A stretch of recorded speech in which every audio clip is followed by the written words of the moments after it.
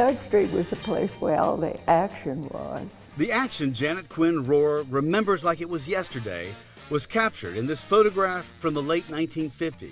Everybody went downtown, particularly on Saturday. The ladies shopped, the women during the week in hat and gloves.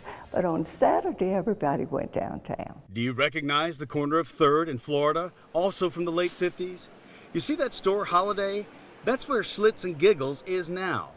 Look at all the stores. No wonder people packed the sidewalks. Rosenfield's, Dalton's. Miss Rohrer can rattle off the names of businesses as if they were the names of her very own 7 children. And then Sears and Montgomery Ward and Penny's and Lerner's and Mangles and Liggett's and Wonderful Struby's. Wonderful Struby's, as she calls it, was closed forever, then reopened as an upscale steakhouse 3 years ago. Now, the soda fountain's gone, but they can still stir up a drink to bring a smile to your face. The Dalton's took up a great deal of this space here. Dalton's was a department store here on 3rd Street. It was a very nice department store. Mother said you sat down and they brought the clothes out to you. You know, high-end type, high-end type thing. Pictures allow Mrs. Rohrer to reflect on some of her happiest times on this very street. And there was always a photographer on the street, the roving photographer. We were walking down 3rd Street, my grandfather.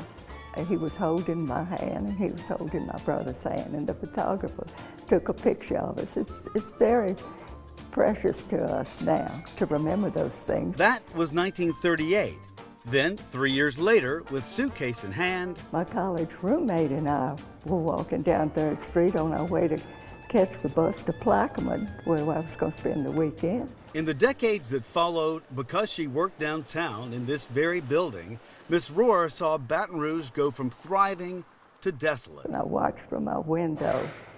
I could see the activity at the beginning of my employment in 1946, and then I watched gradually the decline. You could shoot a cannonball down 3rd Street and not hit anybody. For many, downtown's darkest moment came in 1979, when the Paramount Theater was allowed to be destroyed. Okay, so we come up to a parking garage here. What was where this parking garage?